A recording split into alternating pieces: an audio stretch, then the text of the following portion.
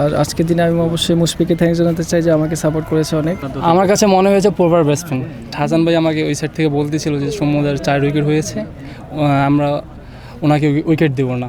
হাসান ভাই লিস্টেতে আসলে এর আগে 34 রান সর্বোচ্চ ছিল, আজকে 35 করলেন, 45 বল 5টা 4, সেই উইকেট জুটিতে মুশফিকের সাথে আসলে 40 রানের জুটি। এটা আপনার কেরিয়ার সেরা ইনিংস কিনা ব্যাট হাতে? অবশ্যই কেরিয়ার সেরা ইনিংস বলবো, প্রত্যেকটা ইনিংসে আমার কাছে মানে বিশেষ মুহূর্ত। আর আর আজকের দিনে আমি অবশ্যই মুশফিককে থ্যাঙ্কস জানাতে চাই যে আমাকে সাপোর্ট করেছে অনেক। আমি ওর প্রতি ভরসা ছিল আমার যে ও যদি কভার করতে পারে আমি ম্যাচটা বের করতে পারবো, তো আলহামদুলিল্লাহ। ওর সাথে আসলে ওই সময় কি কথা হচ্ছিল? 35 বল মোকাবেলা করেছে, 4টা রান করেছে, ওই সময় কি বলছিলেন মুশফিককে আপনি? আমি বলেছি যে অনেকগুলো বল বাকি, ওভার বাকি, জাস্ট তুই আমাকে একটু সাপোর্ট দে, আমি ম্যাচটা বের করে দেবো, প্রত্যেকটা বলই দেখে শুনে খেলবি আর এক এক করে নিব আমরা ইনশাল্লাহ। তো সেটাই করেছে ও, আসলে খুব ভালো ব্যাটিং করেছে মুশফিক। হাসান, রানটা খুব একটা বেশি ছিল না, 180-81 রানের টার্গেট, সেটা ব্যাট করতে নেমে আপনারা মোটামুটি ব্যাটিং বিপর্যয়ে পড়েছিলেন বলা চলে, সেখান থেকে ম্যাচটা বের করলেন। কি চিন্তা করছিলেন আর কি কনফিডেন্ট ছিলেন কিনা যে ম্যাচটা জিতাতে পারবেন? হ্যাঁ, উইকেট ভালো ছিল আর আপনাদের চেষ্টা ছিল যে লো রিস্ক শট খেলে ম্যাচটা বের করে আনা, যেহেতু লো স্কোরিং ম্যাচ।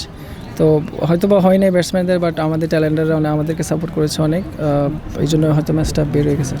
একটা রিকোয়েস্ট ছিল, মুশফিকও ইকুয়ালি এফোর্ট দিয়েছে এই ম্যাচে, তো ওরেও আপনি রাখতে চাচ্ছেন?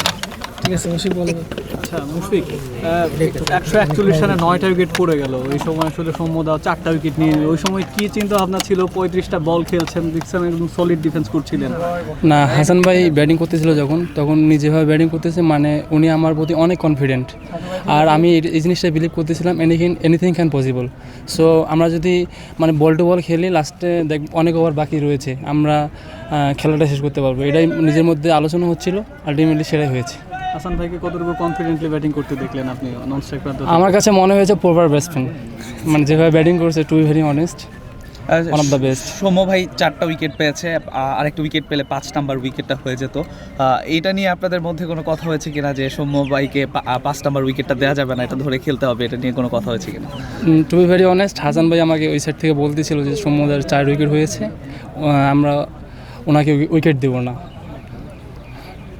আর ওভারঅল বগুড়ার মাঠটা এবং পিচটা কেমন দেখলেন? আউটফিল্ড, ওভারঅল সব কিছু মিলিয়ে বগুড়া স্টেডিয়ামটা কেমন লাগছে আর কেমন দেখলেন?